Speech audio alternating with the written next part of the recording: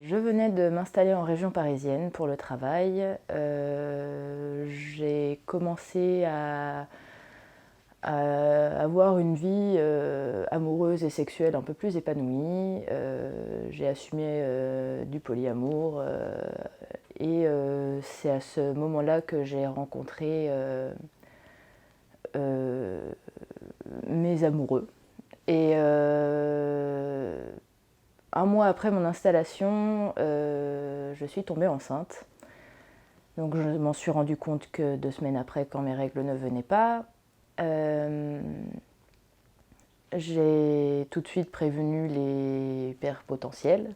Les deux m'ont tout de suite laissé le choix, le libre cours à ce niveau-là, mais déjà je vivais en colocation, donc délicat de s'imposer avec un bébé. Et je venais de commencer un nouveau travail, donc c'était pas vraiment le moment et j'avais pas spécialement envie d'élever un enfant maintenant. Donc c'est ce qui a fait que j'ai pris la décision de faire une IVG. Je me suis dit que opter pour une IVG médicamenteuse serait plus simple, peut-être moins douloureuse. J'en avais jamais connu qui avait vécu ça, donc voilà. C'est comme ça que j'ai recherché du coup sur le site Gynenco des gynécos en région parisienne ou même dans Paris pour pratiquer une IVG et qui serait pas potentiellement trop surprise au niveau de ma vie amoureuse et sexuelle, parce que j'avais pas spécialement envie d'être jugée en plus au niveau de comment je vivais ma vie. Et je voulais pas spécialement être jugée non plus par rapport au fait que je fasse une IVG. Le docteur que je visais précisément n'était pas là parce qu'elle était en congé maternité.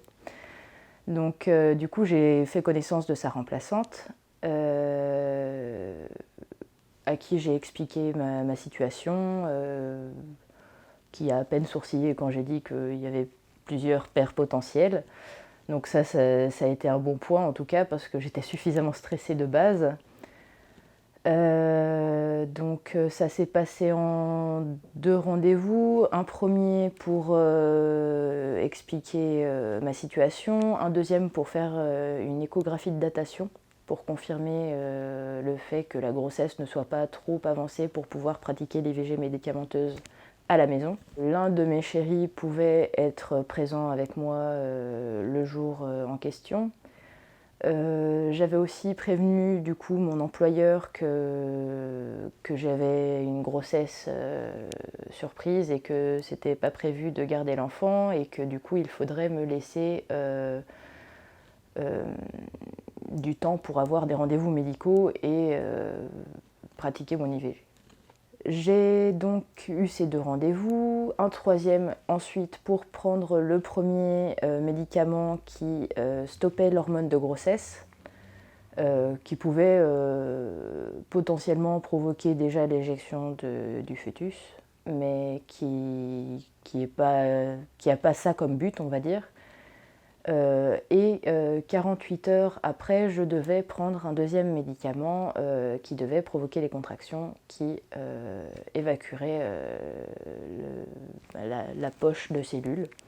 J'ai été à ce rendez-vous, j'ai pris ce premier médicament en présence du médecin. Le lendemain, j'ai eu des premiers saignements. C'est là que j'ai assez mal vécu la chose parce que du coup je réalisais tout simplement ce qui se passait, donc c'était pas facile à vivre. J'ai passé la journée à pleurer dans les bras d'Adrien, donc mon chéri qui était présent. J'ai pas pu aller travailler, j'ai prévenu tout simplement.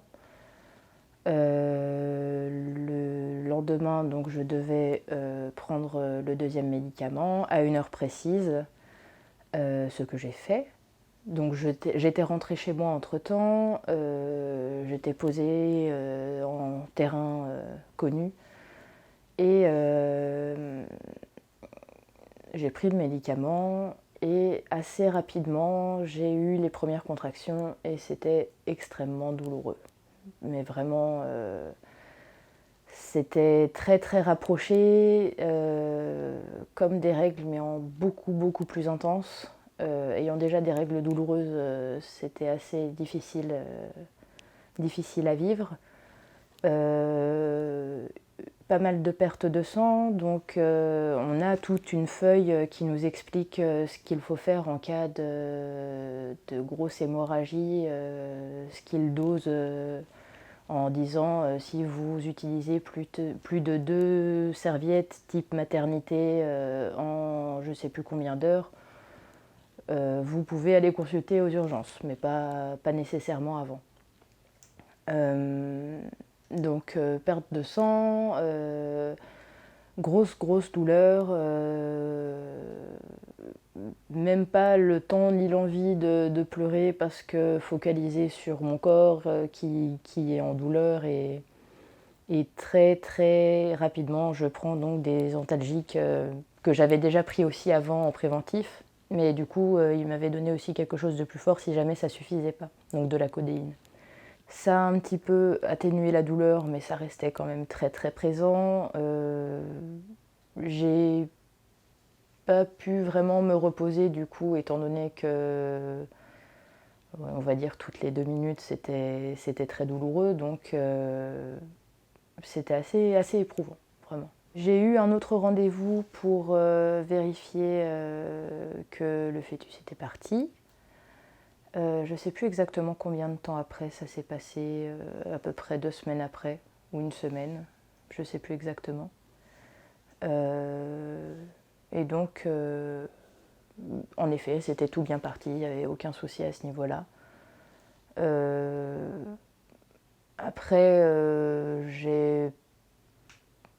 je me suis ravisée par rapport à l'avis premier que je m'étais fait de l'IVG médicamenteuse, qui est censée être, entre guillemets, plus simple aux yeux de beaucoup de monde et au final qui s'avère être assez douloureuse. C'est vrai qu'avec le recul, je me dis que c'est pas si, horrible par aspiration que par médicament. Où on sent, on voit, on est vraiment dans le moment où ça se fait, contrairement à l'aspiration où on est sous anesthésie. J'aurais aimé savoir plus au niveau de la douleur. À part ça, vraiment, je pense que je m'estime assez heureuse du fait que je sois tombée sur une gynécologue qui soit, on va dire, formée à ne pas juger ses patients, ce qui n'est pas toujours le cas malheureusement.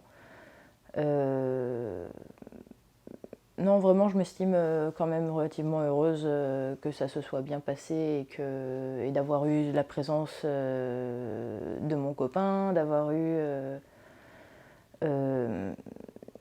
la possibilité de parler. Après, j'aurais bien aimé aussi que ce soit proposé, qu'il soit proposé aux femmes qui pratiquent une IVG, qu'il y ait un suivi un petit peu psychologique ou qu'en tout cas ce soit proposé aux personnes qui le font, parce que ça n'a pas été facile non plus de ce côté-là. Au niveau de l'aspect psychologique, j'aurais aimé pouvoir garder un enfant. Hein. C'est pas... Je sais que je veux un enfant plus tard. C'était juste pas le bon moment, donc c'est vrai que j'ai été un peu triste de me sentir un petit peu piégée au moment où j'ai su que j'étais enceinte. C'est ce qui fait que ça m'a rendue assez triste de devoir faire ça, parce que je ne pouvais pas, ni financièrement, ni j'avais envie tout de suite de devoir m'occuper d'un enfant. Je suis quand même assez jeune pour pouvoir m'en préoccuper plus tard. Et c'est vrai que ça a été assez difficile de me dire que je ne laissais pas cette chance non plus quelque part. Après, je savais que c'était inutile de garder un enfant dans ces conditions, et voilà, la partie raisonnée de moi était tout à fait pour. La partie un peu plus sentimentale et émotive avait un petit peu de mal à laisser partir ça, et ça a été dur à digérer. J'estime que c'est normal pour beaucoup de personnes d'éprouver du soulagement parce que c'était pas attendu et que c'était pas voulu, en tout cas pas à ce moment-là. Moi j'ai surtout éprouvé de la tristesse. Mais ça n'empêche que maintenant je peux en parler sans pleurer. Voilà, j'ai fini par digérer la chose, mais ça n'a pas été facile. Pourquoi est-ce que tu as voulu faire la démarche de témoigner? Peut-être un petit peu justement dans ce chemin de digestion de ces événements. Ça fait bientôt 1 an que ça s'est passé, même pas.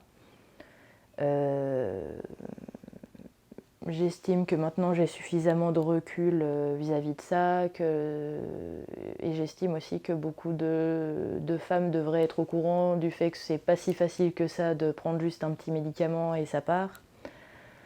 C'est long, c'est douloureux, et